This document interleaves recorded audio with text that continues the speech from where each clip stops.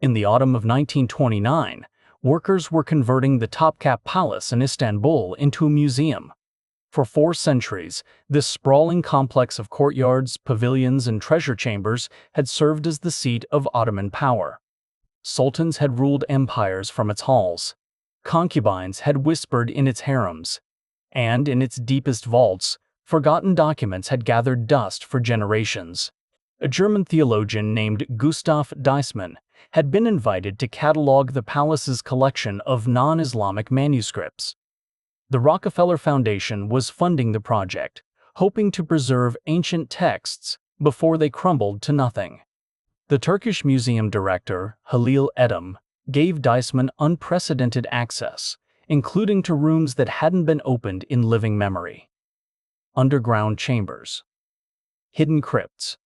Vaults accessible only through narrow passages that seemed designed to be forgotten. In one of these forgotten spaces, Halil Edhem found a disregarded bundle of parchments. He brought it to Deissmann. Inside was a map unlike anything either man had seen. Drawn on gazelle-skin, faded but legible, covered in annotations in Ottoman Turkish. It showed the Atlantic Ocean, the western coast of Africa, the eastern coast of South America. And at the bottom, curving away toward the east, a mysterious landmass that would ignite nearly a century of controversy. The map bore a date, the month of Muharram, in the Islamic year 99.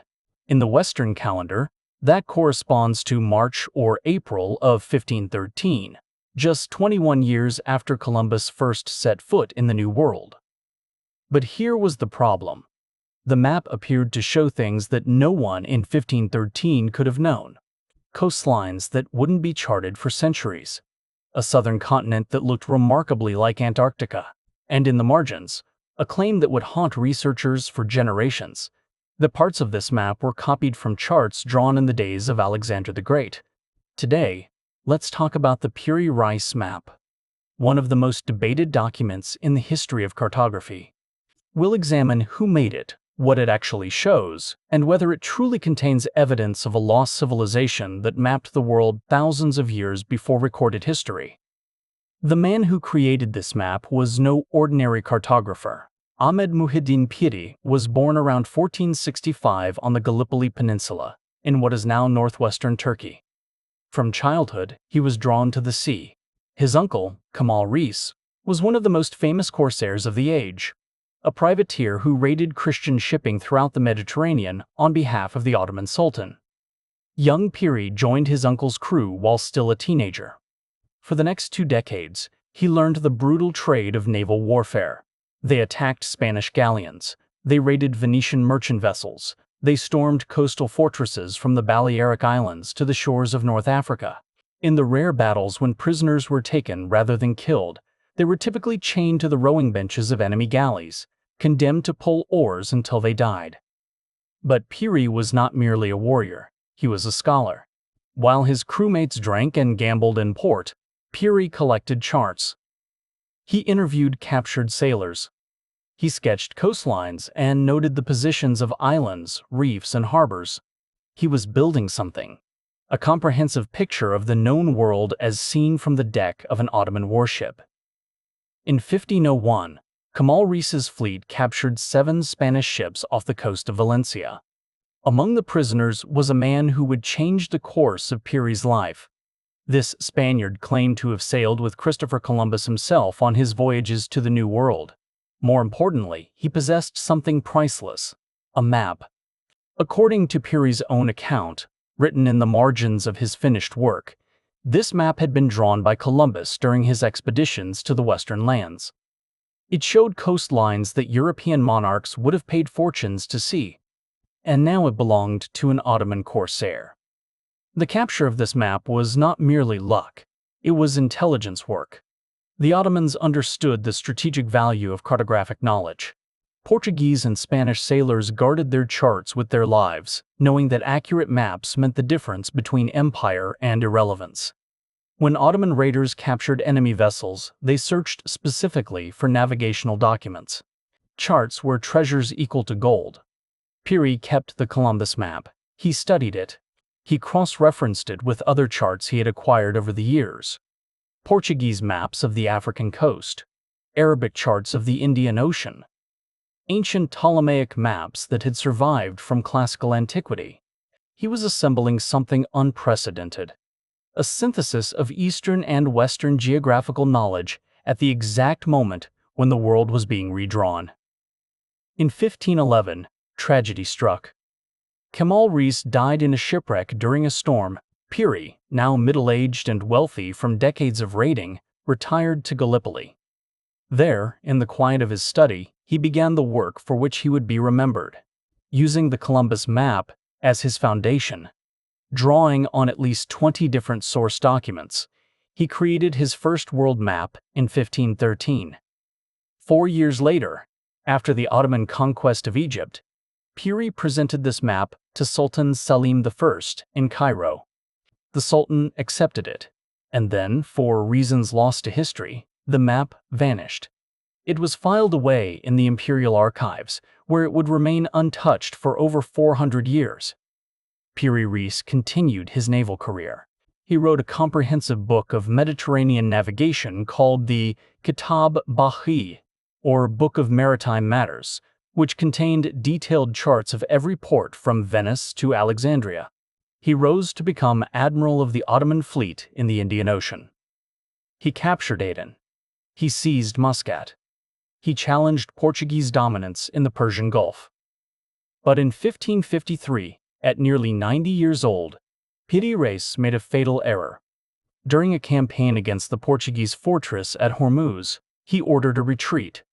His enemies at court accused him of cowardice and of hoarding treasure that belonged to the Sultan. The charges were almost certainly false. Piri had served the empire faithfully for 60 years, but the politics of the Ottoman court were merciless. Piri Reis was arrested in Egypt, tried, and sentenced to death. The old admiral was beheaded. His accumulated treasures, the spoils of a lifetime of raiding, were seized and sent to the Topkapi Palace in Istanbul. Among those treasures, perhaps, was the original Columbus map. If so, it has never been found. What survived was Piri's own creation, the 1513 world map, sleeping in a forgotten vault, waiting to be awakened. Only about 1/3 of Piri Reis's original map survives today. The fragment that remains measures roughly 90 by 63 centimeters, about the size of a large poster. It shows the Atlantic Ocean, the western coasts of Europe and Africa, and the eastern coasts of South and Central America. The map is a Portolan chart designed for navigation. It features compass roses and a network of rhumb lines radiating outward, the standard format for Mediterranean sailing charts of the period. Unlike modern maps, it has no lines of latitude or longitude. Instead, it relies on the practical geometry that sailors use to plot courses from port to port. The level of detail is remarkable for 1513. The coastline of Brazil is rendered with surprising accuracy. The Caribbean islands are depicted, though with some errors and mythical additions. The African coast is precise enough that modern analysis shows errors of only about 50 miles in some sections. Extraordinary for an era when determining longitude at sea was essentially impossible. But it is the southern portion of the map that has generated the most controversy. Below the recognizable coast of South America, the shoreline curves sharply to the east. A large landmass extends across the bottom of the parchment, dotted with mountains and rivers. Some researchers have claimed this landmass is Antarctica, depicted 3 centuries before the continent was officially discovered. The map is covered with annotations in Ottoman Turkish, and it is here that Piri reveals his sources. He explains that he used 8 maps based on the work of Ptolemy, the ancient Greek geographer. He used 4 Portuguese charts showing the coasts of India and China. He used an Arabic map of the Indian subcontinent. And crucially, he used a map drawn by Columbus showing the western lands. But one annotation has fueled more speculation than any other. Piri writes that some of his source maps date to the days of Alexander the Great. He also mentions that Columbus possessed a book describing lands at the end of the Western Sea, implying that Columbus himself may have had access to ancient knowledge about the Americas. What are we to make of these claims?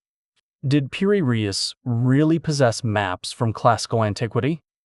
Did Columbus sail west, not on faith and calculation, but guided by documents from a lost age? The Piri Reis Map remained an obscure historical curiosity until the 1960s, when it became the centerpiece of one of the most controversial theories in alternative history.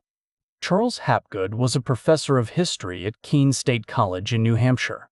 He was not a geologist, not a cartographer, not a scientist in any traditional sense. But he had an idea that would earn him an unlikely champion, Albert Einstein. In 1958, Hapgood published a book called The Earth's Shifting Crust. His theory was radical. He proposed that the entire outer shell of the Earth could occasionally slip over the molten interior, like the loose skin of an orange sliding over the fruit beneath. Such a displacement, he argued, could shift entire continents thousands of miles in relatively short periods of time. This would explain apparent anomalies in the geological record, tropical fossils in polar regions, evidence of ancient glaciation in what are now temperate zones. Einstein, in the last years of his life, found the idea intriguing. The great physicist wrote a foreword to Hapgood's book, calling the theory original and of great simplicity. Einstein's endorsement gave Hapgood's work a veneer of scientific legitimacy that it might not otherwise have achieved. The two men corresponded until just weeks before Einstein's death in April 1955. Einstein suggested corrections to Hapgood's calculations, which Hapgood incorporated into a revised edition called The Path of the Pole. But it was Hapgood's second major work that would capture the public imagination. In 1966, he published Maps of the Ancient Sea Kings, evidence of advanced civilization in the Ice Age. At the center of this book was the Piri Reis Map. Hapgood's argument was explosive. He claimed that the mysterious southern landmass on Piri's map was not a distorted depiction of South America, nor a representation of the mythical Terra Australis that appeared on many Renaissance maps. It was, he argued, an accurate chart of Antarctica, specifically the region known as Queen Maud Land, as it appeared before it was covered by ice. The implications were staggering. Antarctica has been buried under ice for millions of years. If Hapgood was right, then someone had mapped this coastline when it was still ice-free. That someone would have to predate not just Columbus, not just Alexander the Great, but human civilization itself. It would require the existence of a sophisticated seafaring culture in deep prehistory, a lost civilization capable of navigating the globe and producing accurate maps. Hapgood called these hypothetical ancients the Sea Kings. He proposed that their maps had survived in fragments, copied and recopied over millennia, passed down through the Library of Alexandria, preserved in Islamic archives, and finally inherited by Renaissance cartographers like Piri Reis. The originals were lost, but their echoes remained embedded in maps that showed knowledge their creators could not possibly have possessed. To support his theory, Hapgood contacted the United States Air Force. In 1960 and 1961, cartographers from the 8th Reconnaissance Technical Squadron at Westover Air Force Base in Massachusetts analyzed the Piri Reis map at Hapgood's request. Their conclusions, contained in letters that Hapgood reproduced in his book, seemed to support his claims. Lieutenant Colonel Harold Z. Ohlmeyer wrote that the depiction of the southern coastline was the most logical and, in all probability, the correct interpretation of Queen Maud Land in Antarctica. Captain Lorenzo W. Burroughs went further, stating that the coastline places beyond a reasonable doubt the conclusion that the original source maps must have been made before the present Antarctic ice cap covered the Queen Maud Land coasts. These letters from military cartographers gave Hapgood's theory an air of official endorsement. Combined with Einstein's earlier support for his crustal displacement hypothesis, it created a powerful narrative. Mainstream science was ignoring evidence of a lost civilization that had mapped the world in the Ice Age. The theory spread. Erich von Däniken incorporated it into his ancient astronaut hypothesis, suggesting that the maps were made by extraterrestrial visitors. Graham Hancock built upon Hapgood's work in his best-selling book, Fingerprints of the Gods, arguing that the evidence pointed to an advanced human civilization destroyed by a catastrophe at the end of the last ice age. The Piri Reis Map became a touchstone of alternative history, cited in countless books, documentaries, and websites as proof that our understanding of the past is fundamentally wrong. But here is where we must do what Hapgood and his followers often failed to do. We must read the map itself. Piri Reis was a meticulous scholar. He did not simply draw coastlines, he annotated them. And in those annotations, he tells us exactly what he believed the southern landmass to be. Near the bottom of the map, where the supposed Antarctic coastline appears, Piri wrote, "This land is uninhabited. Everything is in ruin, and it is said that large snakes are found here." For this reason, the Portuguese infidels did not land on these shores, and these are also said to be very hot. Very hot. Large snakes. These are not descriptions of Antarctica.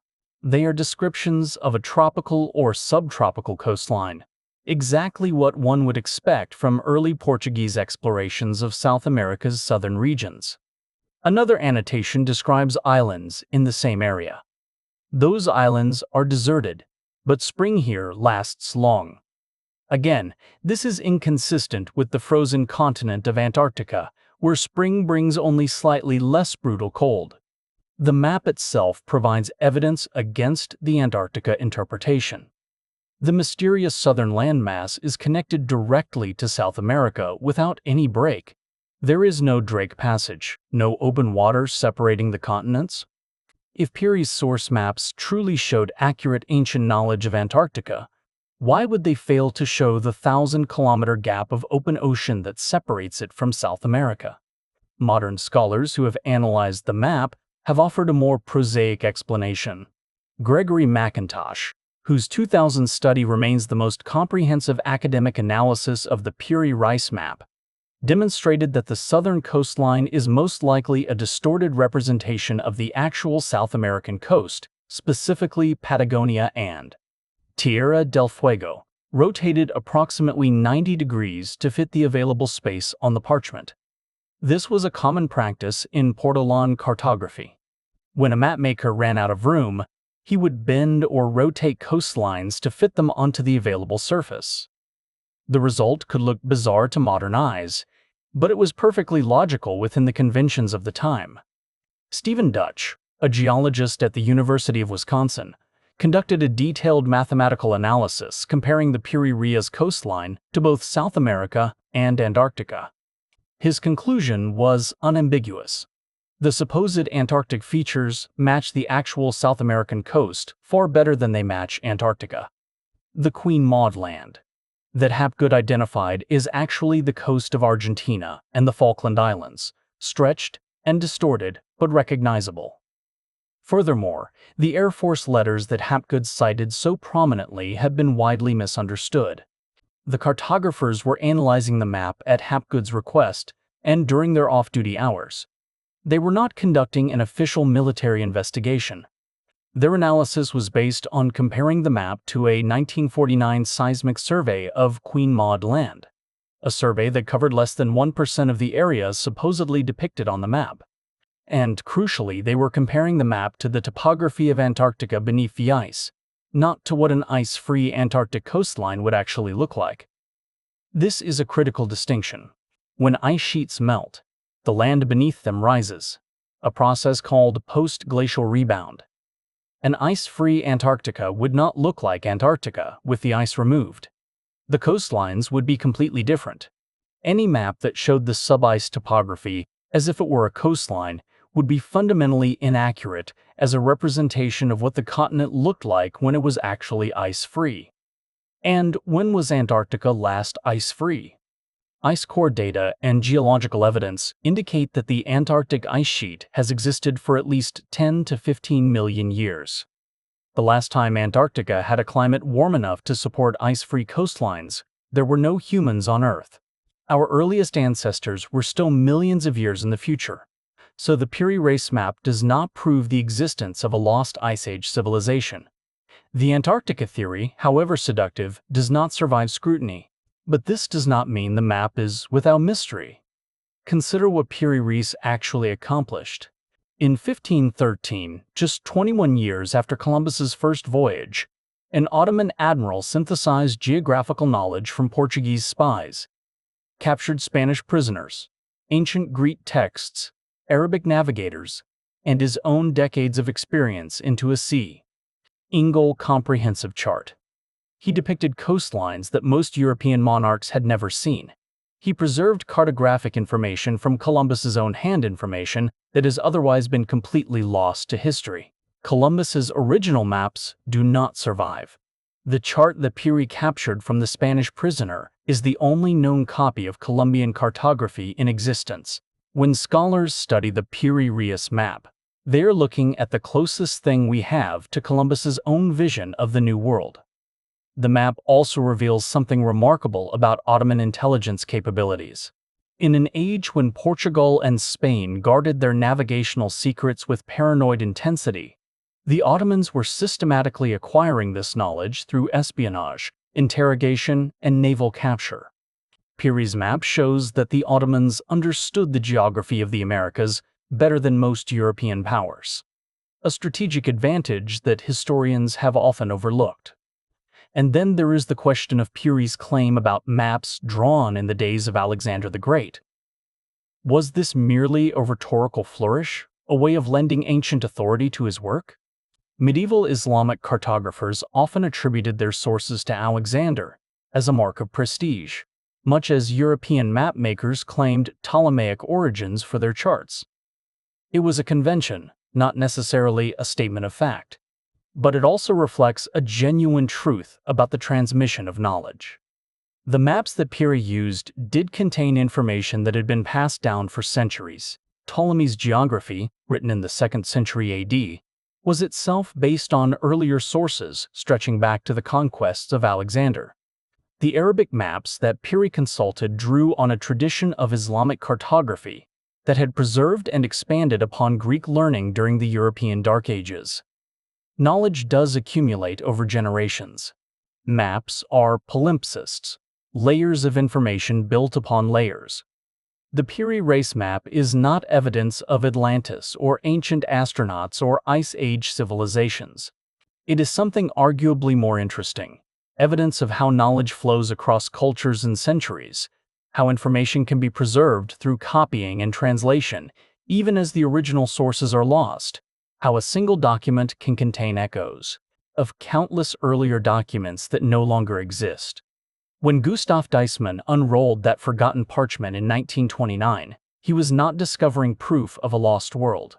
He was recovering a remarkable artifact of the Age of Discovery, a window into a moment when the boundaries of the known world were expanding faster than at any previous point in human history. The map shows us how one brilliant Ottoman scholar tried to make sense of that explosion of new knowledge, weaving together sources from across time and space into a single, coherent picture. That is the real treasure of the Piri Reis Map. Not the fantasy of ancient sea kings, but the reality of human curiosity, human ingenuity, and the endless human drive to understand the shape of the world we inhabit. The map that slept for 4 centuries in the vaults of Topkapi Palace does not need to prove the impossible to be extraordinary. It already is. The Piri Reis Map is currently housed in the Topkapi Palace Museum in Istanbul, Turkey. It is not on public display, but high-resolution images are available through the Library of Congress and other archival institutions. The debate over its meaning continues to this day, a testament to the enduring power of a single piece of gazelle skin, covered in faded ink, to capture the human imagination.